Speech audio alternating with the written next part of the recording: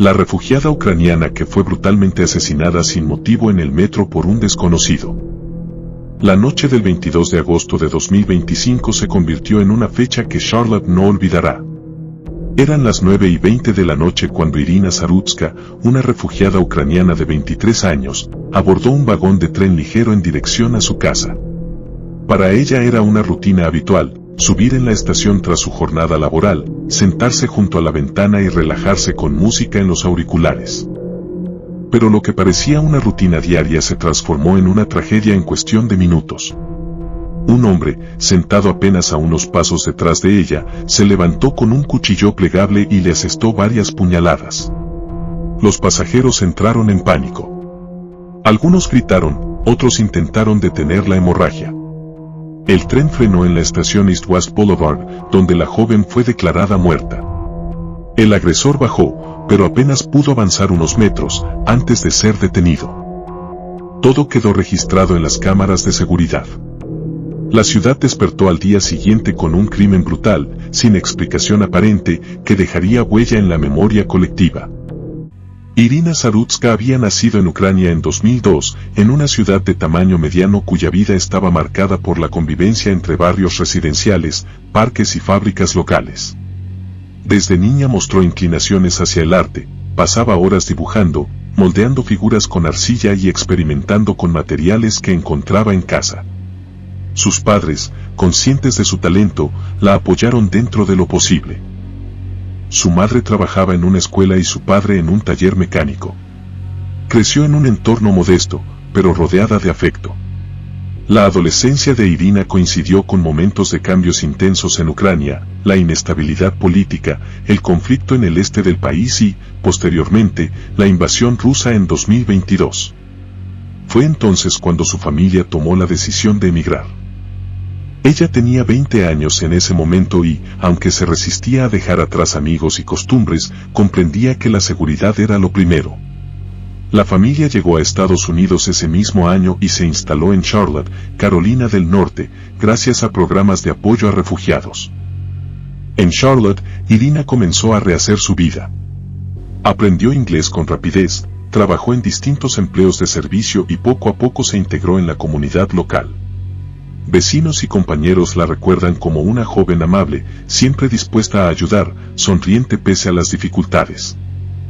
Su verdadera pasión seguía siendo el arte, dedicaba horas a bocetar, soñaba con inscribirse en un programa universitario de diseño de moda y hablaba de abrir algún día un pequeño taller donde crear sus propias piezas. El círculo íntimo de Irina destaca también su amor por los animales. Rescataba gatos de la calle, se ofrecía como voluntaria en refugios y tenía la costumbre de fotografiar cada perro que se cruzaba en su camino. Sus redes sociales estaban llenas de imágenes de esculturas, dibujos y mascotas, siempre acompañadas de mensajes positivos. Aunque había encontrado un cierto equilibrio en Charlotte, la sombra de la guerra en Ucrania la acompañaba constantemente. Parte de su familia permanecía en el país, y las llamadas semanales estaban llenas de noticias sobre bombardeos, desplazamientos y carencias. Esa distancia emocional marcaba su día a día, pero al mismo tiempo la motivaba a aprovechar cada oportunidad que le ofrecía Estados Unidos. La vida de Irina, hasta aquella noche de agosto, se caracterizó por la resiliencia. En apenas 3 años había pasado de huir de una guerra a construir nuevas raíces en una ciudad extranjera. Hablaba de estudiar, de viajar, de enviar dinero a los suyos. Su futuro parecía abierto, y su entorno confiaba en que lograría alcanzar sus sueños. Pero sin saberlo, un desconocido truncaría esos sueños. De Carlos DeWan Brown Jr. nació en Estados Unidos en 1991. Creció en un entorno urbano atravesado por dificultades económicas, inestabilidad familiar y la presencia temprana de la violencia en su vida cotidiana.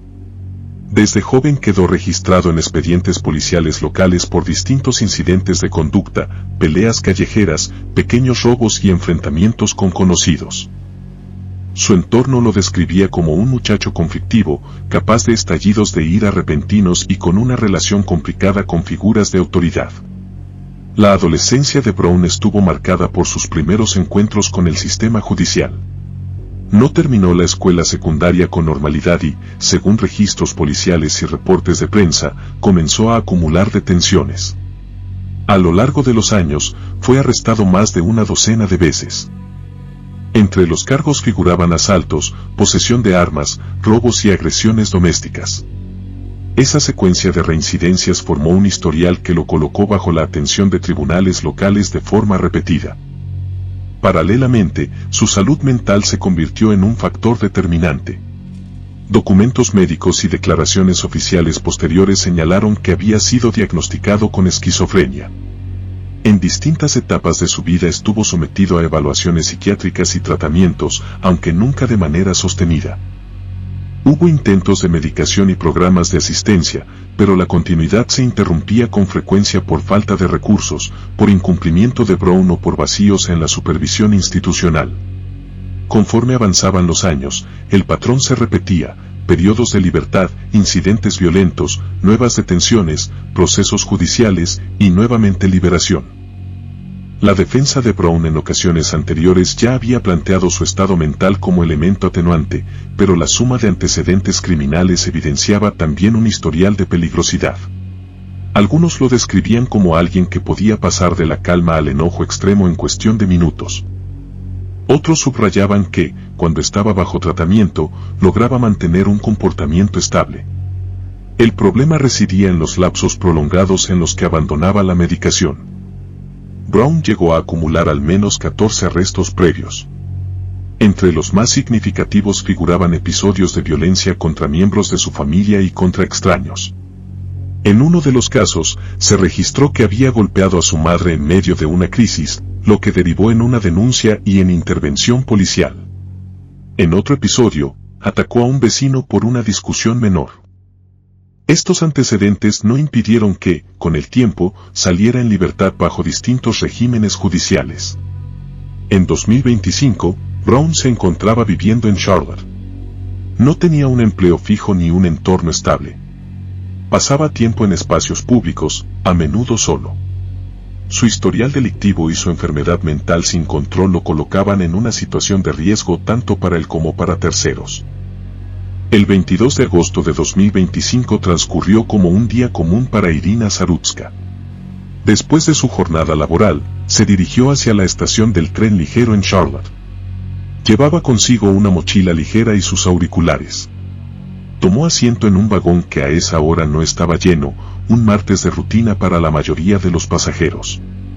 Las cámaras de seguridad de la estación registraron su entrada poco antes de las 9:20 de la noche. En paralelo, se observa a de Carlos Brown Jr. llevaba consigo un cuchillo plegable. En las grabaciones no se aprecia interacción previa entre ambos. El tren partió y, durante los primeros minutos, nada llamaba la atención. Zarutska se acomodó mirando hacia la ventana. Brown se situó algunos asientos detrás, sin hablar con nadie. El vagón se mantenía en calma. Pasados pocos minutos de trayecto, las cámaras interiores captaron el instante en que Brown se levantó y se inclinó hacia la joven. Con un movimiento rápido, sacó el cuchillo y le asestó varias puñaladas en el cuello y el torso. Los pasajeros reaccionaron con gritos y se levantaron de sus asientos.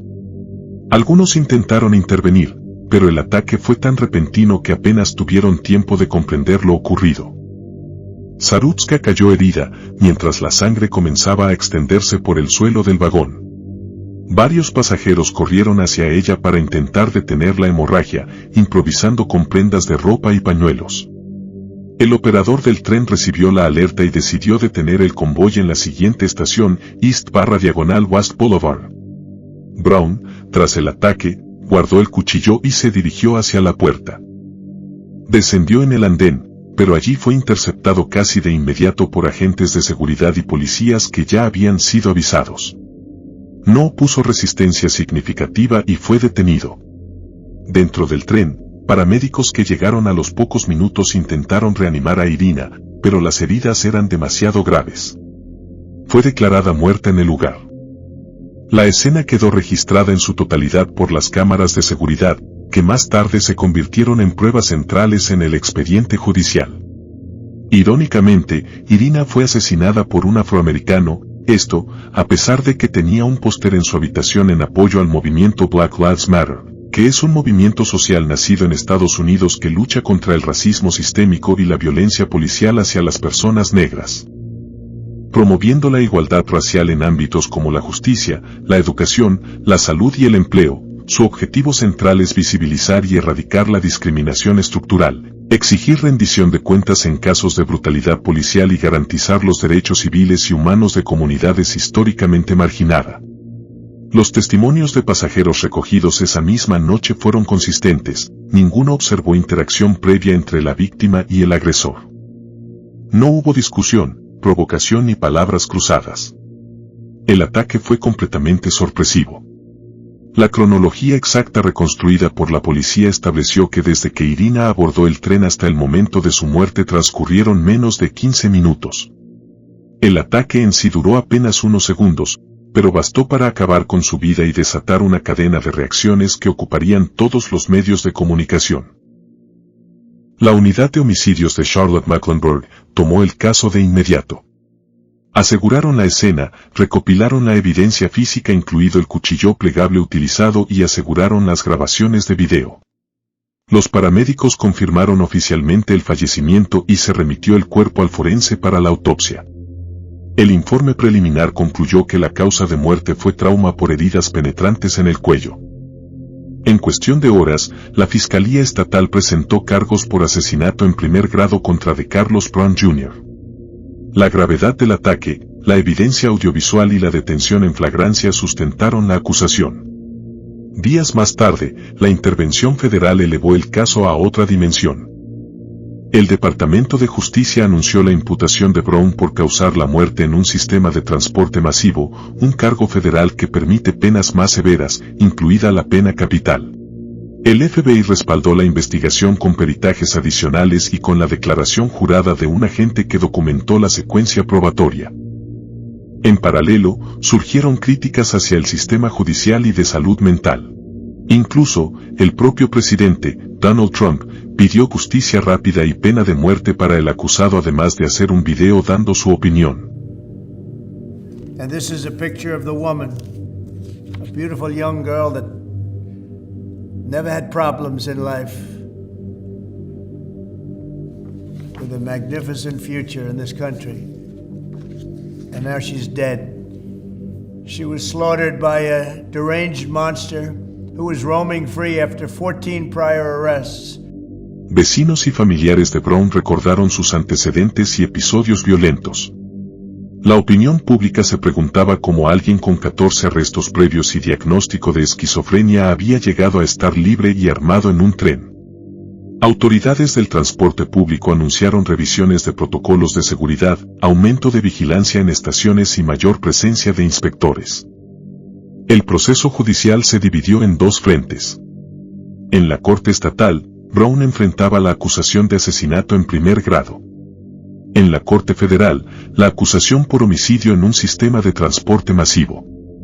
En ambas jurisdicciones, la defensa planteó la cuestión de su salud mental, solicitando evaluaciones psiquiátricas para determinar su competencia procesal. La Fiscalía, por su parte, enfatizó la contundencia de las pruebas, el video, los testigos, el arma y el informe forense. En una llamada desde la cárcel, DeCarlos Brown Jr. le dijo a su hermana que él no era el responsable directo del ataque, sino que lo provocó un material en su cuerpo. En sus propias palabras, el material usado en mi cuerpo apuñaló a la mujer, ¿entiendes? Eso no soy yo. Además, la hermana explicó que Brown padece esquizofrenia paranoide y que esa misma noche se quebró. Comentó que él creía que la víctima estaba leyéndole la mente y que, simplemente descargó su furia sobre ella. La resolución definitiva del caso, aún está pendiente.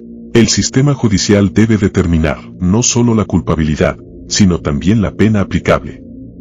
El desenlace final podía incluir cadena perpetua o incluso la pena capital en el ámbito federal, dependiendo de las decisiones del Departamento de Justicia. Mientras tanto, la familia de Irina afrontaba el duelo en condiciones dolorosas. Algunos parientes permanecían en Ucrania, imposibilitados de viajar por la guerra. El caso de Irina Zarutska reveló con crudeza cómo la combinación de omisiones judiciales, fallas en la atención de la salud mental y protocolos de seguridad insuficientes puede desembocar en tragedias irreparables. Una joven que había huido de la guerra para encontrar paz terminó asesinada en un tren público por un hombre con un largo historial delictivo y un diagnóstico psiquiátrico sin tratamiento adecuado.